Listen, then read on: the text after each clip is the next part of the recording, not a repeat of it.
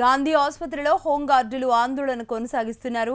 ఓ home guard ఆసుపత్రి building పైకెక్కి ఆత్మహత్య చేసుకుంటానని బెదిరిస్తున్నాడు. దీక్ష చేపట్టిన హోంగార్డుని పోలీసులు ఈ తెల్లవారుజామున బలవంతంగా గాంధీ ఆసుపత్రికి తరలించగా అక్కడే ఆందోళన కొనసాగిస్తున్నారు. తమ డిమాండ్లు సాధించేదాకా దీక్షలు కొనసాగిస్తామని తేల్చి చెప్పారు. ఆసుపత్రి వద్ద ధర్నాకు దిగారు. అక్కడికి మిగతా హోంగార్డులు కూడా పెద్ద సంఖ్యలో తరలి రావడంతో పరిస్థితి ఉద్రిక్తంగా మారింది. అయితే అక్కడికి చేరుకున్న north zone DCP, task force డీసీపీలను చుట్టుముట్టి వారికి వ్యతిరేకంగా నినాదాలు చేశారు.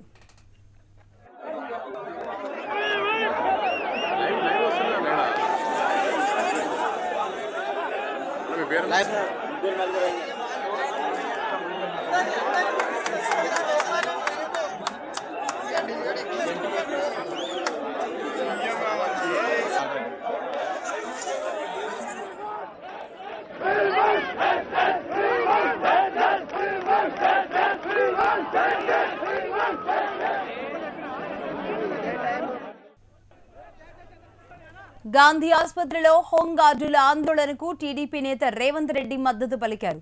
హోంగార్డుల సమస్యలపై ప్రభుత్వం వెంటనే స్పందించాలని డిమాండ్ చేశారు.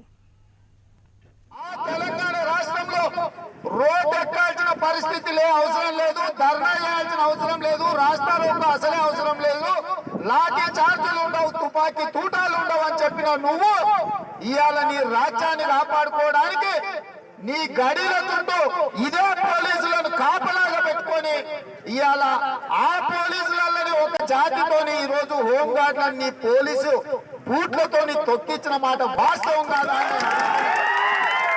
కొంతమంది హోంగార్డులు కాళ్ళకి దండం పెట్టి చెప్పారు, అయ్యా ఈ ఒక్కసారి కారు గుర్తు కోటేది మా బతుకులు బాగుపడతాయి. ఆనాడు మీ ఓట్ల కోసం, మిమ్మల్ని గెలిపించడం కోసం ఊరి మీద అడ్డమైనోడు కాళ్ళు పట్టుకొని మిమ్మల్ని ముఖ్యమంత్రి కుర్చీలో కూసబెడితే నువ్వు అదే ఎడంకాలతో ఇవాళ హోంగార్డుల బతుకుల మీద దన్నుతుందామంటే ఇవాళ ఈ ముఖ్యమంత్రిని నిలదీయాల్సిన అవసరం ఉందా లేదా ఒక్కసారి ఆలోచన చేయండి.